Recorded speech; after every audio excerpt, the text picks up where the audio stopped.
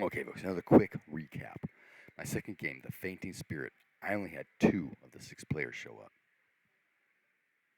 I started looking around the room to see if there's, maybe they can do another game. Maybe Bob's running something similar, that kind of thing. Um, but then we had a third player come over because his table GM didn't show up, and so their group kind of split around to different tables. So I have three. Man, three. Can we do this? Well, let's have a party. Yeah, I suppose we can try it. So they go down. We do the whole little vignette stuff in the opening and get to, discuss things. I like to do the whole Glorantha and RuneQuest character sheet stuff. Um, on their patrol, they're running the patrol. They meet, they talk, discuss. And you think, hey, we're here to help. We know this boy's family's got this issue. Everybody's got this issue, and um, what we can do. And the Hamaki says, well, go to the fort.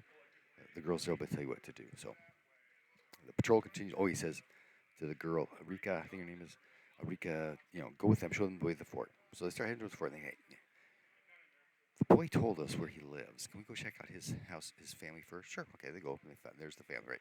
Now, this whole, the adults can't take care of themselves really causes a problem if it's been a week. How emaciated are they? Are they eating or not? Are they drinking? Are they, relieving themselves? Are they, obviously they can sleep and that kind of thing, but this kind of raises an issue of if the children in town are taking care of the adults, what are the adults that are outside of town doing, right? So I kind of glossed over some of that, but they get there, and one of the players is Ronaldo. She starts feeding the mom and dad and taking care of them because of the apathetic state.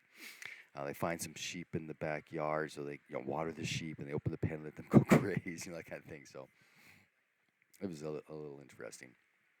But they search around. They're not finding anything. Because they're trying to figure out what's causing this, what's causing this, what's causing this. So I get to the fort, and we go through the whole, um, not official, proper ceremony greeting of Orlanthe thing, right? They've got a little write up in there. It's really kind of cool. And, we do this back and forth with Vasana. Vasana's the other character. Back and forth, and Nathan's the third.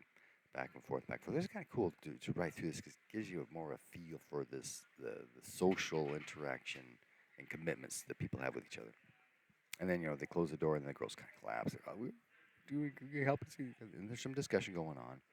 And there is something, I should have reviewed this more thoroughly before, but there's something in the comments about the girls. They actually specifically talk about how the adults,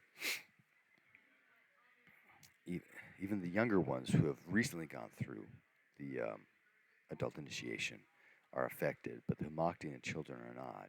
The children haven't gone through the initiation yet, and the Hamakti get severed. When they become a Hamakti, they sever their relationships with the clan. And that's kind of a giveaway to, okay, it's got to be this ritual that's the issue. But I didn't want to just give it to them, right? But I found later on where it actually says that. I'm trying to feed them some information.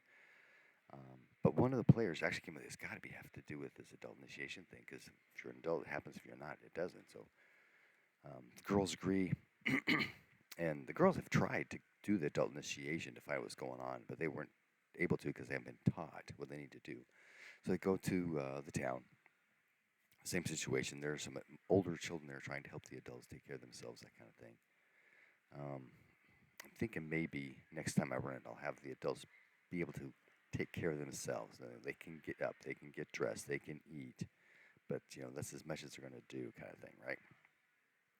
Future reference. So anyway, they get in town, they go to the clan hall, they see the panels, they take down the dagger. I didn't want the game to run long, so we're at the chase thing, because we just spent a lot of time just discussing, talking, and doing the investigation stuff, right? So go through the panels, go through the descriptions, because Vasana made her read write the Allen skill roll, so she could read all of it, kind of thing. And then they ask, where's this cave? And the girls, oh, we know where it is. We tried this, but they didn't work for us. And so they follow them down to the river, and there's three adults down there. They're apathetic. And there's the cliff face. It's got the carving of the gate and all that kind of stuff. They didn't do an investigation there, so they missed all the other runes that were carved into the cliff face there. But they figured, cut yourself. Oh, they're adults, so every ceremony involves the worship skill. So they do the worship skill, cut themselves. Or Nathan does worship skill, cuts himself, puts it on his hand, he goes through. Yanias tries to inspire herself, fails on the inspiration, so she's at -20 on her worship roll. She tries anyway, fails. I let her try again at a -20, -20 for each subsequent until you have no skill left, in which case you can't. So she tries the second time, and isn't able to do it. Facade tries, and she can't do it either. So the girls, they go through. So I have the two players who weren't able to go into the hero quest play the girls. And so they get to the first statue, and they do their rune thing, and everybody goes through. The girls failed on their roll, but they still go through.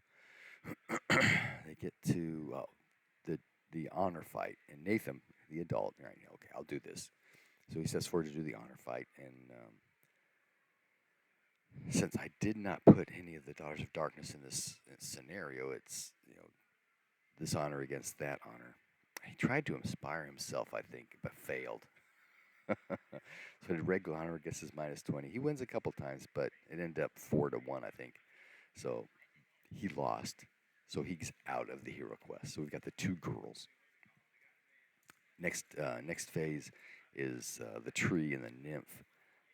The girl who plays the priestess wannabe succeeds in her, I think it was harmony she was doing, succeeds in her role, and so she goes to the next phase. The warrior wannabe, the girl, comes up to the tree and fails her role, so she's kicked out of the hero quest. And then we're with the Anralda priestess wannabe girl in the final encounter with the daemon and the loon, right? I suppose I could have chopped the loon down to just one hex instead of 3.